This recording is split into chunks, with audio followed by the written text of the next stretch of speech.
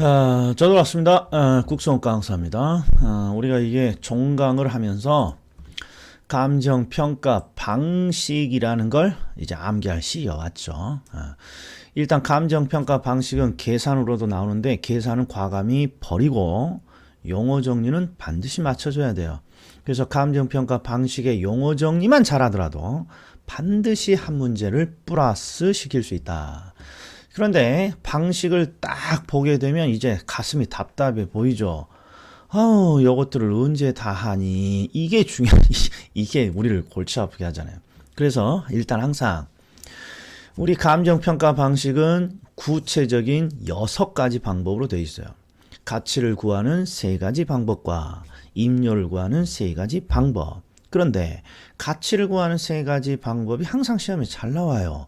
그래서 가치를 구하는 3가지 방식부터 먼저 폭파시키고 그 다음에 임료를 암기하고 그 다음에 요걸 전체적으로 조합을 시키는 거예요. 자, 그러면 이제 하나씩 들어가 보자고요. 가치를 구하는 3가지 측면이 있어요. 첫 번째, 가치는 시장에서 가치를 찾을 수 있어요. 정확한 뜻은 시장에서 내 물건이랑 유사한 물건이 1억 원에 거래된다면 내 물건도 1억 원 정도 될 거야. 이게 시장성. 그 다음에 부동산의 가치는 비용의 측면에서도 찾아낼 수 있어요. 내 물건, 부동산을 건설하는데 비용이 1억 원 정도 들었다면 가치도 얼추 1억 원 정도 되겠지. 이게 비용이죠.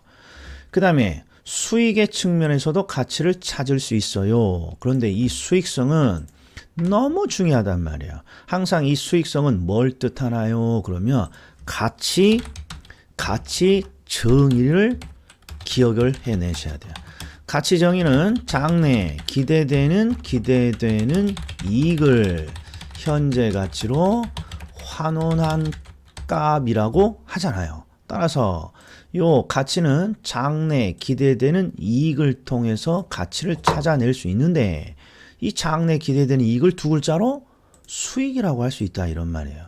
그래서 수익을 통해서 가치를 찾아낼 수도 있습니다. 수익성. 자, 그 다음에 시장에서 가치를 찾는 방법을 우리는 비교 방식이라고 해요. 이유는 뭐냐?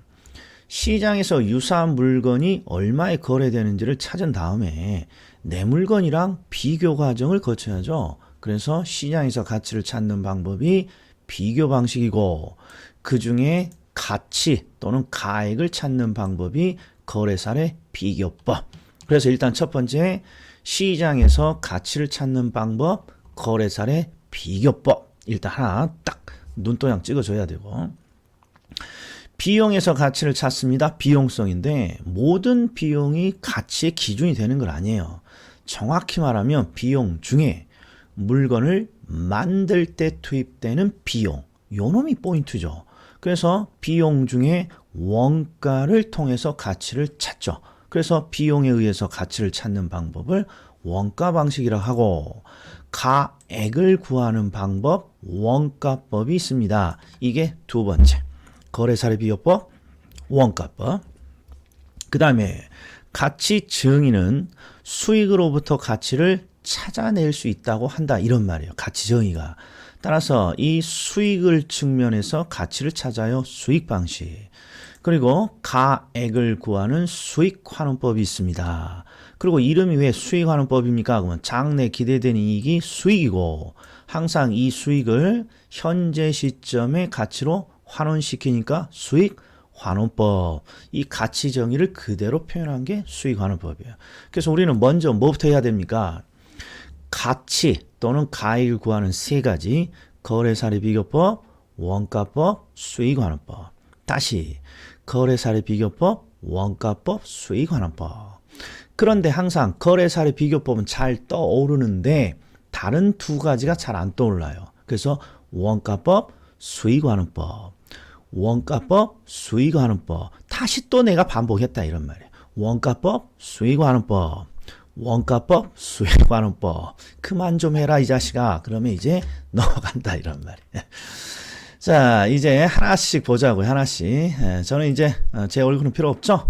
보기 싫은 얼굴 저기 쏙 아웃하고 이제 들어가 보자고요. 자, 센터 맞췄고 됐어요. 이렇게.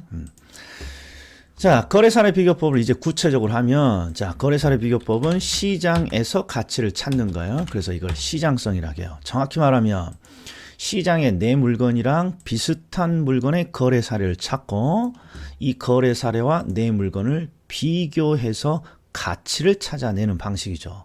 따라서 구성이 어떻게 되어 있냐? 정의가 대상 물건과 비슷한 물건의 뭘 찾아내요? 거래 사례를 찾죠. 그리고 이 거래 사례를 대상과 비교해서 내 물건의 가액을 찾아냅니다. 일단 이게 눈도장이 딱 찍어져야 돼요. 다시 대상 물건과 비슷한 물건의 거래 사례를 찾고 거래 사례를 내 물건이랑 비교해서 가액을 산정합니다. 이렇게 읽어줘야 돼요.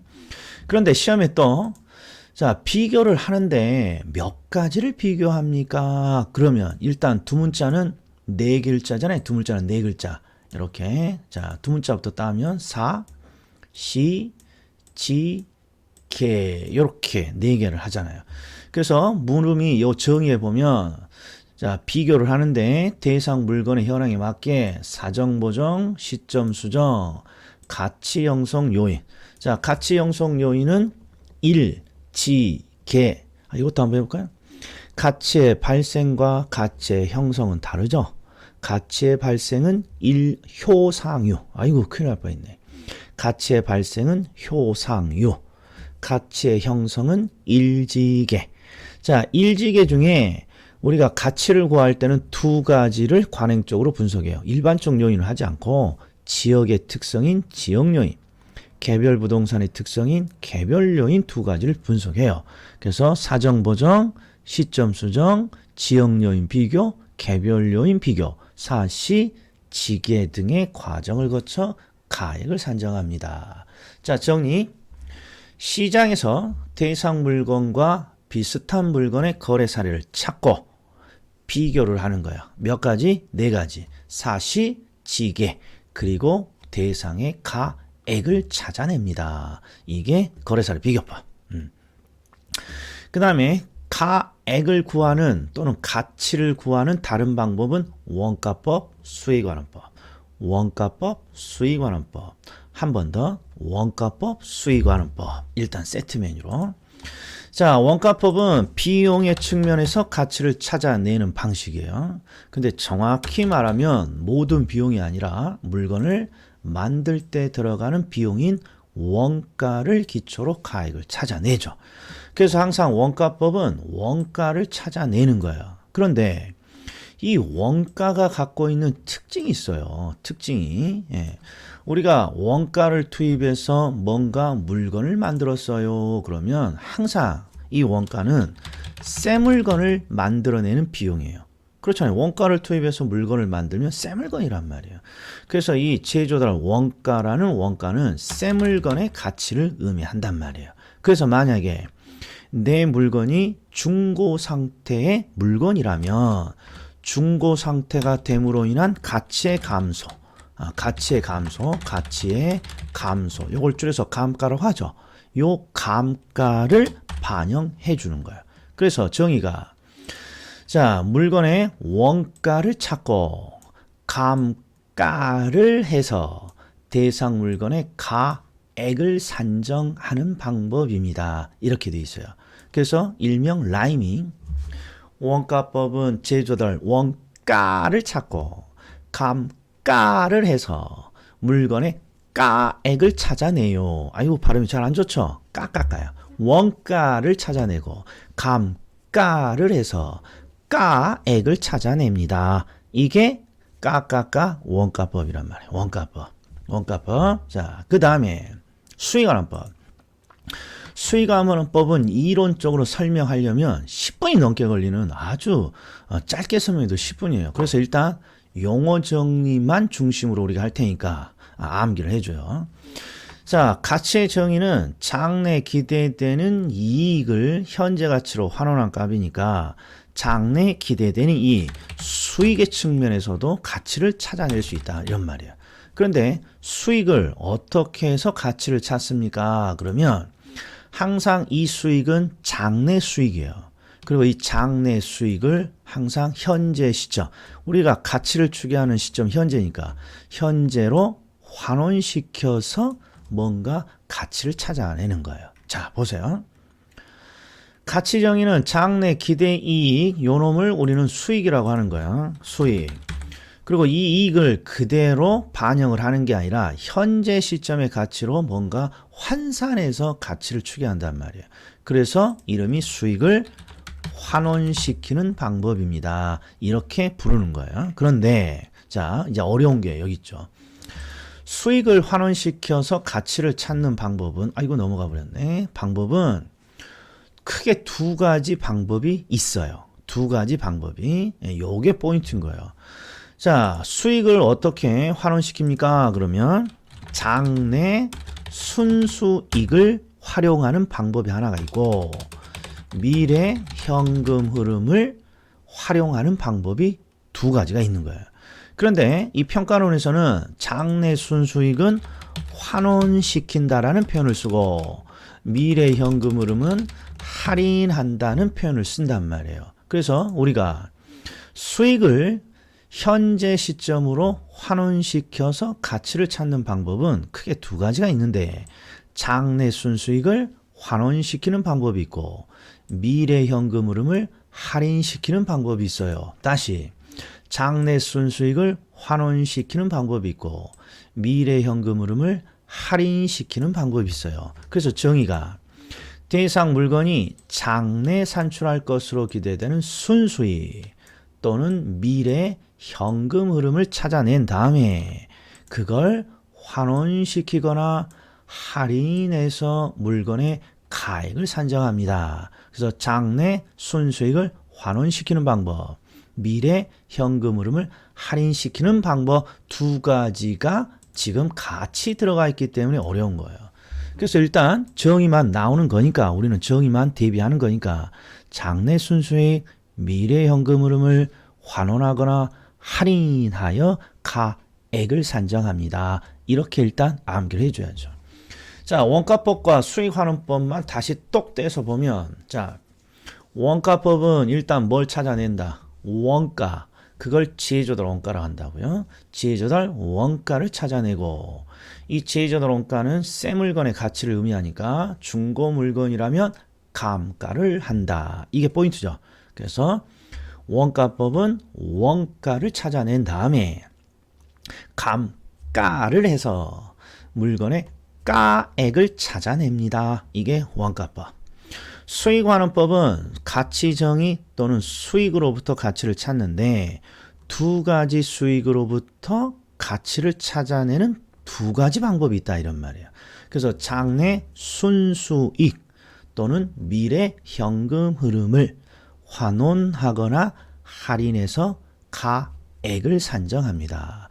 장래 순수익, 미래 현금 흐름을 환원하거나 할인해서 대상 물건의 가액을 산정합니다. 이렇게 되어 있는 거죠. 예. 잘 따라오셨다 일단 초벌구이. 예. 같이 가액을 구하는 세 가지 방법. 세 가지 방법. 자, 그럼 한 박자 쉬고 이번에는 어디로 가야 돼요? 그렇죠. 임료를 구하는 방법으로 가야죠. 임료를 구하는 방법으로. 근데 임료를 구하는 방법을 보면 자, 이제 뭐가 중요합니까? 그러면 자, 기본적으로 가장 기본적인 내용이 여기에 있는 6가지 방법을 대부분 박스에다 줘요. 그리고 뭘 구분하라 하겠어요? 가치를 구하는 3가지 방법이 뭐고 그 다음에 가액을 구하는 3가지 임대료를 구하는 3가지 방법이 뭐니? 이걸 구분하는 게 가장 기본적이란 말이에요. 그래서 일단 가액을 구하는 방식은 임대사례 아이고 큰일 날 뻔했네. 가액을 구하는 방식은 거래사례 비교법이고 임료를 구하는 방식은 임대사례 비교법이에요. 요 놈은 실수하지 않아요. 거래 사례는 가액을 구하고 임대 사례는 임대차 사례니까 임료를 구하는 방법 같다는 거예요. 그런데 항상 우리를 골치 아프게 하는 게 바로 요 밑에 있는 방식을 지금 구분하라는 거예요. 가액을 구하는 방법은 원가법이고 임료를 구하는 방법은 적산법이고 가액을 구하는 방법은 수익환원법이고 임료를 구하는 방식은 수익분석법입니다. 그런데 이걸 자 암기 한번 해보자고요. 자 일단 원가라고 돼 있으니까 가액을 구하는 방법이요. 가치나 가액을 구한다 이러면 되는 거예요. 원가법. 그런데 적산법은 적산하고 시옷이 들어갔잖아요. 시옷. 그러니까 시옷 다음에 항상 이응이 나와야죠. 시옷 하면 그 다음에 이응이니까. 그래서 적산이라는 시옷이 보이면 임료를 구합니다. 일단 요게 눈도장. 그 다음에 수익을 환원시키면 가액이 나와요. 가액 또는 가치, 가액, 수익을 환원시키면 아이고 통일시키죠. 가치라고 하죠. 가액은 우리가 낯선 용어니까. 수익을 환원시키면 가치를 찾아내는 거예요. 가치를. 그런데 수익을 분석합니다. 그러면 또 시옷이 보이잖아요. 시옷. 그러면 이응, 임대료가 나와야 돼요. 임대료가. 그래서 여기에 있는 방법 중에 적산이라는 시옷이 보이면 임료를 구하고 수익 분석이라는 시옷이 보이면 이놈도 임대료를 구하는 거예요. 자, 그런데 이제 네 가지를 한번 비교해 보자고요. 원가법 나오면 가가 들어가 있으니까 가액을 구하는 거야. 적산법은 시옷이니까 임대료를 구해. 수익을 환원시키면 가치를 구하는 거고 수익을 분석합니다. 그러면 임대료예요. 그래서 여기는 암기를 이렇게 하는 거예요. 원가니까 가액을 구해요. 가치. 그 다음에 적산이니까 시옷, 임료를 구하고 수익을 환원시키면 가치가 되고요. 수익을 분석하는 이유는 무엇을 찾기 위해서? 임대료를 찾기 위해서 수익을 분석합니다. 이렇게 되는 거예요. 수익을 분석합니다. 그러면 임대료를 구하는 방법 이제 들어가 보자고요. 자, 임대료를 구하는 방법에는 세 가지가 있어요. 임대사례 비교법, 적산법, 수익분석법인데 항상 같이 해줘야 돼요. 거래사례 비교법은 가액을 구하고 임대사례 비교법은 임료를 구하겠죠. 그 다음에 적산법은 시옷이니까 임대료를 구하지만 가격을 구하는 방법은 뭐예요? 원가법이죠. 원가법은 가액 또는 가치를 구하고 적산이니까 이응, 임료를 구해요. 자, 수익을 분석합니다. 그러면 임대료 구하려고 하는 거고 수익을 환원시킵니다. 그러면 가치를 구하려고 하는 거예요. 가치. 제가 가치, 가액, 가격 막 다 혼동해서 쓰고 있네요. 암기 코드 마음이 급해서 하다 보니까. 그냥 다 가치, 가액, 가격 다 똑같다고 생각하세요. 자, 그럼 임대사례 비교법부터 볼까요? 똑같아요. 거래사례 비교법이랑. 대상 물건과 비슷한 물건의 임대사례를 찾고 임대사례를 내 물건이랑 비교하는 거예요. 그런데 임대사례를 찾았으니까 얘는 대상의 임대료를 산정하고자 하는 방법이옵니다. 이렇게 대상과 비슷한 임대사례를 찾고 내 물건이랑 비교해서 임대료를 산정합니다. 비교 과정은 똑같아요. 사시, 지계 네 가지를 합니다. 그 다음에 적산법이 나오면 항상 여기 위에다가 원가법을 적을 수 있는 센스가 필요하죠. 원가법은 가액을 구하고요. 적산은 임대료를 구해요. 원가법은 제조원가의 감가 수정을 빼는 거죠. 그런데 적산법은 공식부터 암기하면 초대 경비 아저씨 이렇게 암기하죠. 적산법은 초대 경비 아저씨. 그 다음에 밑에 수익 분석법 한꺼번에 보자고요. 수익을 환원시킵니다. 그러면 가치를 구하고자 하는 거예요. 그런데 수익을 분석해요. 그러면 임대료를 구하는 거예요. 임대료. 그런데 적산법의 공식은 초대 경비 아저씨고 수익 분석법의 공식은 순수 경비 아저씨예요. 순수 경비 아저씨. 그래서 세트 메뉴로 적산법은 초대 경비 아저씨.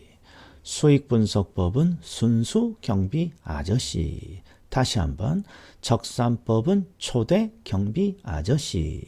수익분석법은 순수 경비 아저씨. 거꾸로 초대 경비 아저씨 그럼 무슨 법이에요? 그렇죠. 초대 경비 아저씨는 치읓자예요. 치읓자. 그러니까 비슷한 지읒으로 시작하는 적산법이 초대 경비 아저씨예요. 초대 경비 아저씨 나오면 치읓, 지읒인 적산법이겠구나. 이렇게 나와야 되고 순수 경비 아저씨는 순수가 순수익이잖아요.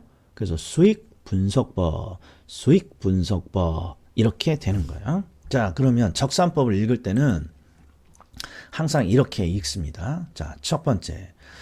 대상 적산법은 대상 물건에 뭘 찾아내는 방법이다. 임대료를 찾아내는 방식입니다. 요거부터 확인한 다음에 어떻게 임대료를 산정하니? 그러면 초, 대, 경비 아저씨 이게 딱 눈에 보여야 돼요.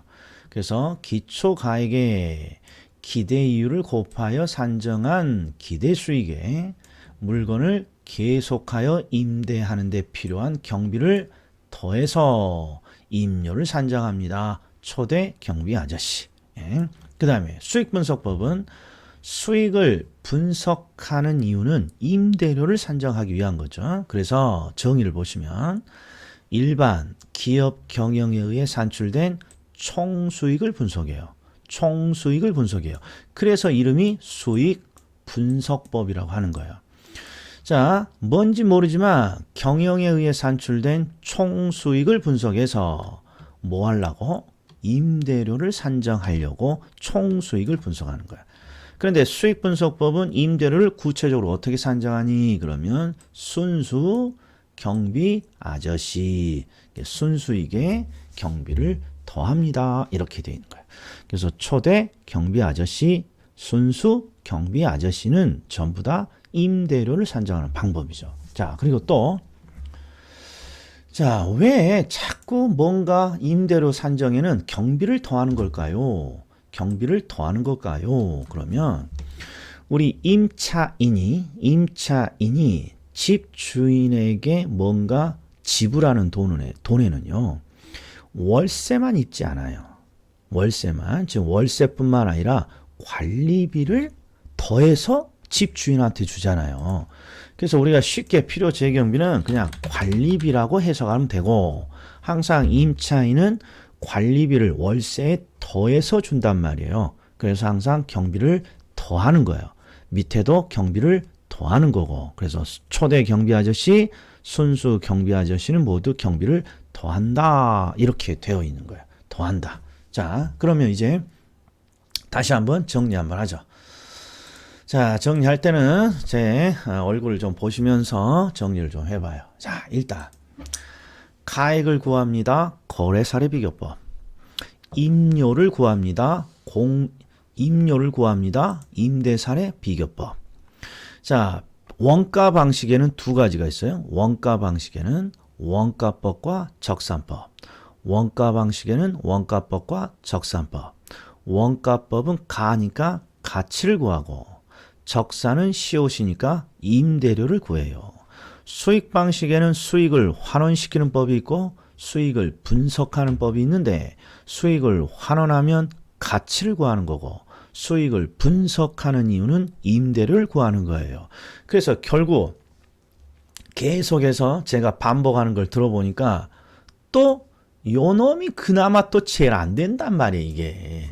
그래서 강사들이 항상 요 두 가지를 아주 강조를 하는 거예요. 이게 기억이 잘 안 남아요. 원가 방식에는 원가법이 있고 적산법이 있어요. 원가법은 가액을 구하고요. 가치를 구하고요. 적산은 시옷이 있으니까 임대료를 구해요. 일단 이게 먼저 떠올라야 되고. 그리고 공식이 있는 것들을 보면요. 공식이 있는 것들을 보면 원가법은 원가를 찾고 감가를 수정하죠. 적산법은 공식이 초대 경비 아저씨고 수익환원법은 수익을 환원하는데 두 가지 수익을 쓰죠. 장래 순수익, 미래 현금 흐름을 환원하거나 할인하죠. 수익 분석법은 공식이 순수 경비 아저씨죠. 순수 경비 아저씨. 자, 그러니까 자, 봐요. 제가 딱 찍으면 찾아봐요. 자, 제가 말할 테니까. 적산법 초대 경비 아저씨. 나보다 늦게 나오면 안 된다고요. 수익 분석법 순수 경비 아저씨. 원가법 제조원가의 감가 수정을 하는 거죠. 그래서 제감 뭐 이렇게 암기하시는 분도 있는데 얘는 두 문자는 크게 중요치 않아요. 제조원가의 감가를 수정합니다. 수익환원법 장래 순수익 미래 현금 흐름을 환원하거나 할인합니다. 이렇게 나와야 된다. 아, 조금만 하면 어렵지 않아요. 조금만 하면. 자, 그리고 여기서 하나만 더. 우리가 비교 방식에 보면요. 이건 중요치 않아요. 문제 풀기 전에 이거 질문이 들어오는 거니까. 우리 비교 방식에 보면 공시지가 기준법이 있는데요. 이 공시지가 기준법은 시장에서 가치를 찾는 게 아니라 자,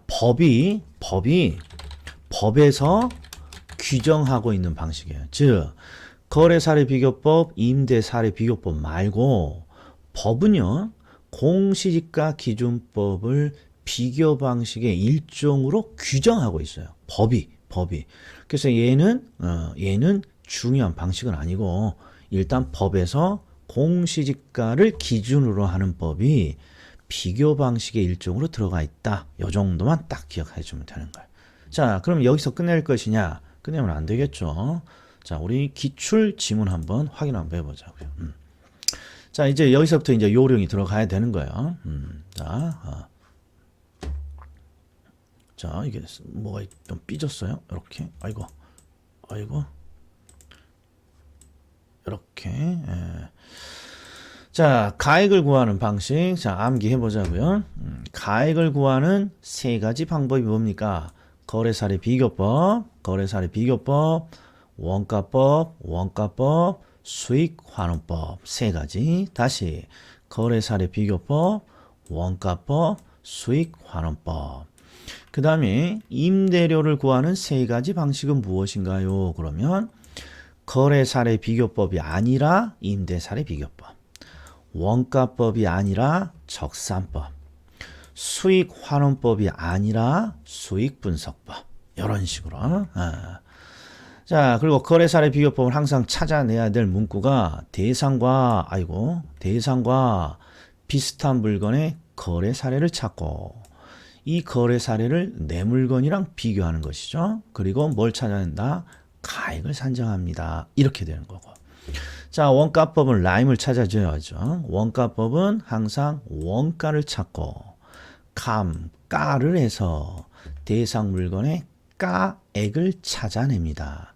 원가의 감가를 수정해서 물건의 가액을 찾습니다. 자, 그런데 자, 요게 지금 정에 들어가 있지 않는 내용이에요. 얘가 대단히 우리가 함정에 잘 빠지는데요. 이것도 한번 보세요.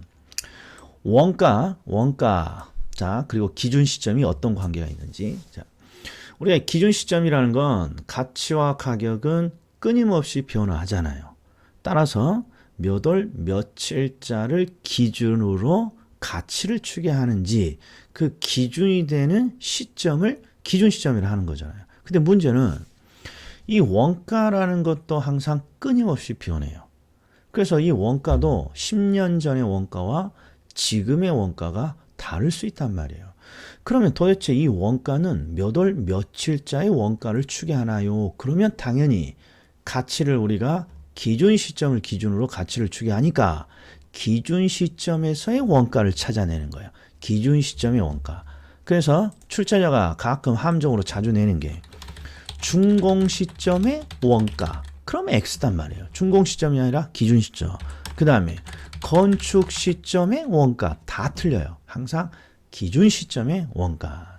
그 다음에 수익환원법은 두 가지 수익이 있죠. 자, 장래 순수익을 환원시키는 방법이 있고 미래 현금 흐름을 할인하는 방법이 있죠. 그래서 장래 순수익, 미래 현금 흐름을 환원하거나 할인해서 가액을 찾습니다. 이렇게 되는 것이죠. 그 다음에 임대료를 구하는 방법. 자, 임대사례 비교법은 대상과 비슷한 임대사례를 찾고 대상과 임대사례를 비교해서 임대사례니까 임대료를 산정하는 방법입니다. 요걸 놓치면 안 되는 거죠. 그 다음에 적산법과 자, 수익분석법을 항상 요렇게 OX를 찾아내야 돼요. 항상 적산이니까 임대료를 구해요. 시옷. 수익 분석이니까 시옷 임대료를 산정해요. 이게 바로 보여야 돼요. 적산 임대료, 수익 분석 임대료 이렇게. 그런데 적산법은 임대료를 산정하는데 어떻게 구체적으로 산정합니까? 초대 경비 아저씨. 자, 수익분석법은 일반 기업 경영에 의해 산출된 총수익을 분석해요. 그래서 수익분석법이에요. 그리고 뭘 산정하는 거예요? 임대료를 산정해요. 근데 구체적으로 어떻게 산정하니? 순수 경비 아저씨 이렇게 되는 거죠. 순수 경비 아저씨. 자, 그러면 이제 정리하고 끝내보도록 하겠습니다. 자, 시장에서 가치를 찾는 비교 방식은 크게 거래사례 비교법, 임대사례 비교법 두 가지가 있어요. 그런데 여기 문구를 보세요. 자, 거래사례 비교법이나 임대사례 비교법은 대상과 유사한 물건으로부터 가격과 임대료를 추정한 거예요. 추정. 요 추정을 비준이라는 말을 써요. 그래서 거래사례 비교법으로 가액을 찾으면 비준가액, 임대사례 비교법으로 임료를 찾으면 비준임료. 그 다음에 원가 방식은 원가라는 가액을 구하는 방법이 있고 적산이라는 이응 임료를 구하는 방법이 있는데 이 방식은 적산가액, 적산임료라는 적산을 써요.